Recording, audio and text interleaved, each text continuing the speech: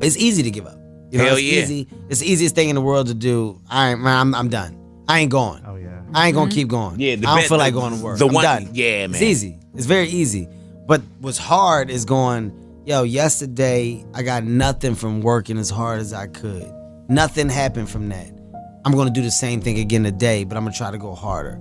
That's the hardest thing in the world. To get up every day and give 100% and be in the same position that you were each day, but mentally know that you're trying and trying and trying. That's a real grind. I always think that there's two types of players who love to win and players who hate to lose. Which one are you? I'm neither. Meaning? Meaning that, you know, I play to figure things out.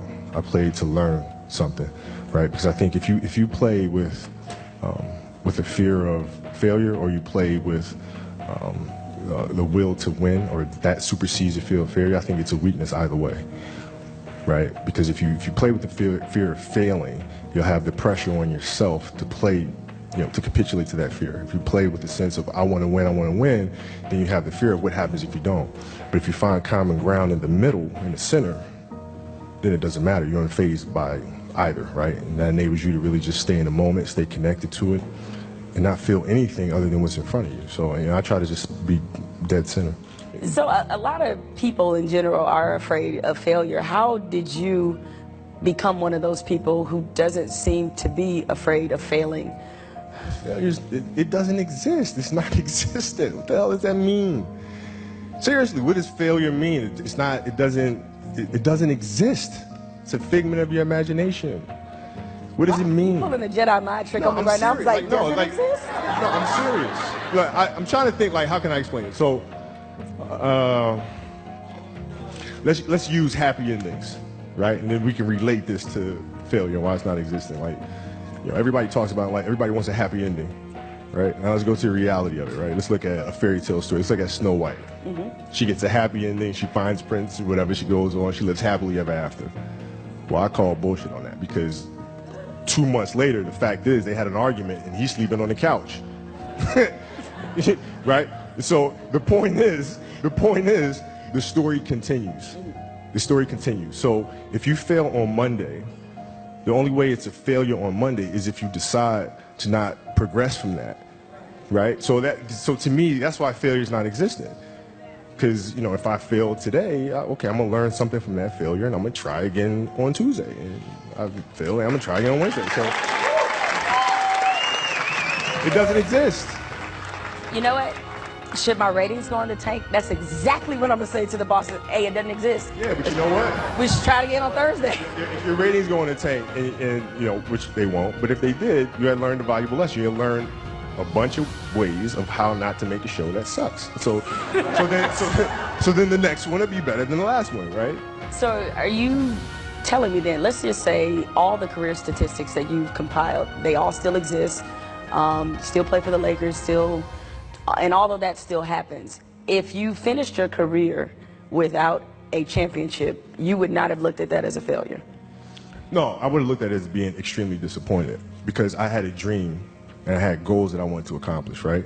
And if I don't accomplish those goals, I have to ask myself why, right? So from my position, the reason why I would not have accomplished those things is poor leadership, failure to communicate properly with my teammates to put them in positions to be successful, lack of preparation. You know, all those things would be reasons why I don't win, right? So now, if that was the case, in my career, I have to sit and I have to analyze that. And then as I move and I evolve, you know, post-basketball into business or whatever, those same weaknesses are going to reveal themselves there, right? So if I don't learn from that, I'm going to struggle here too, right? So I can take those situations and learn from those and have them, you know, make me a better person later in life. But if I don't take that stuff and apply that someplace else, then that's failing, which to me is the worst possible thing you could ever have, is to stop and to not learn. Telling jokes, I made $25 a night. The first year in comedy, I made $3,000. Second year, I made $5,500. The third year, I made about $7,200. I became homeless. You make 3, 5, and 7. $15,000 in 3 years. That's how you get homeless. I lived in a car for 3 years because I wasn't making enough money. But guess what?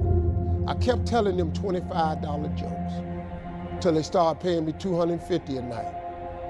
I kept telling them $250 jokes, started paying me $25,000 a night. I kept telling them $25,000 jokes till they started paying me $75,000 a night. They done paid me $500,000 for these jokes. Without the kings of comedy, we made $58 million in 1 year. You know what we did? We told jokes. Them the same $25 jokes. They ain't nothing but English. I just kept repetition over and over and over. I turned them jokes into an empire. I turned them jokes into a lifestyle beyond my wildest dreams. I turned them jokes into funds. My grandkids ain't got to worry about nothing. I done put up so much with them $25 jokes. You are sitting on an empire. You are worth millions. That's how you become a millionaire. You don't try to think of a million. You just do this $10 thing you got over and over and over. You're sitting on money, man. That's how you get rich.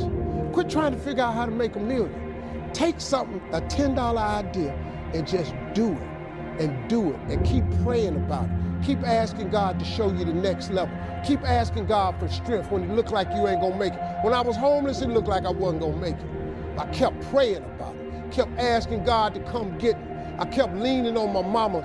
Man, she said, he didn't bring you this far to leave you. I kept hearing her say that. You know, I could have gave up a long time ago, but I never gave up. I just kept fighting.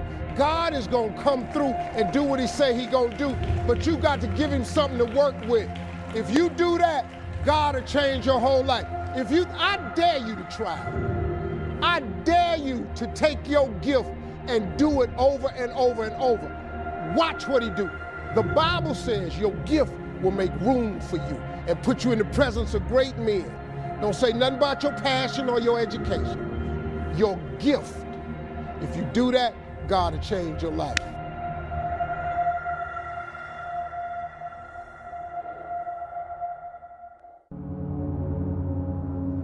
If you can keep your head when all about you are losing theirs and blaming it on you, if you can trust yourself when all men doubt you, but make allowances for their doubting too, if you can wait and not be tired by waiting, or being lied about, don't deal in lies, or being hated, don't give way to hating, and yet don't look too good nor look too wise. If you can dream and not make dreams your master, if you can think and not make thoughts your aim, if you can meet with triumph and disaster and treat those two impostors just the same, if you can hear the truth you've spoken twisted by knaves to make a trap for fools, or watch the things you gave your life for broken, and stoop and build them up with worn-out tools.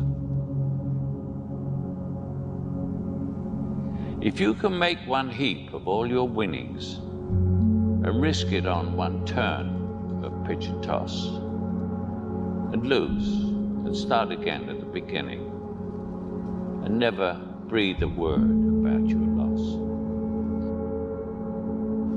If you can force your heart and nerve and sinew to serve your turn long after they are done, and so hold on when there is nothing in you except the will which says to them, hold on.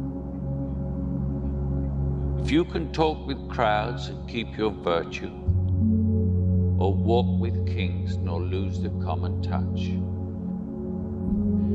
If neither foes nor loving friends can hurt you, if all men count with you, but none too much, if you can fill the unforgiving minute with 40 seconds worth of distance run,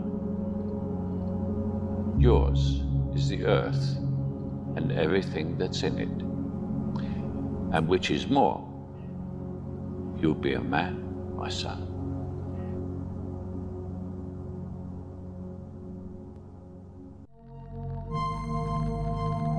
If you had 6 months to live, what would you do differently with your life? What would you do differently?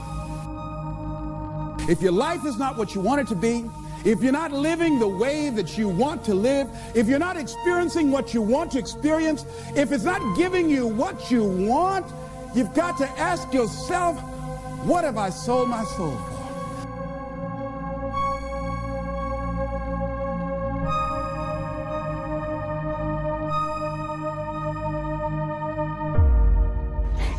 A real man in the dark, when nobody's watching, he putting in work. A real man, when coach ain't even watching, he's studying film on his own, because he loves the process. Everybody want to be a beast. Everybody got a lion. Tattoos of lions. Most of y'all think that a lion is who he is because of how ferocious he is when he catch that gazelle, when he catch that zebra. If a lion see an animal that's wounded, or a real hunter see an animal that's wounded, what do? They don't kill him. Why don't they kill him? He already hurt. And they beast. A part of being a beast just ain't eating a gazelle. A part of being a beast is the hunts. It's the hunt that they're excited about. Because real lions like to hunt. They love the process just as much as they love the prize. And some of y'all just want to score. You don't like the process. You're not in love with the process. They say when people take the courage to journey into the center of their fear, they find nothing. It is only many layers of fear being afraid of itself.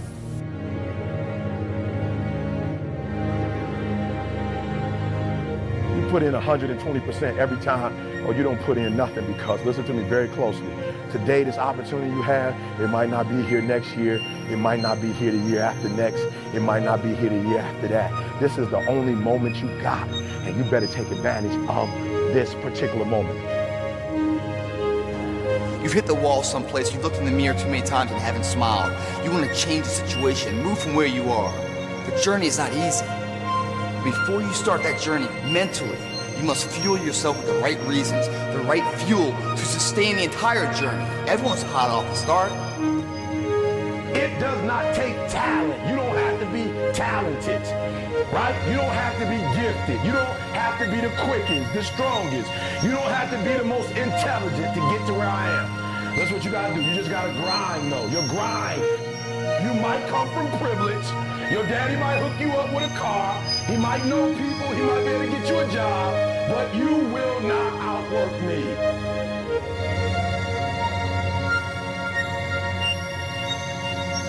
You better grow up and get to the point as a man that if you ever get beat, you better get beat by somebody that's just purely more talented than you are. You better not ever get beat by somebody because you beat yourself.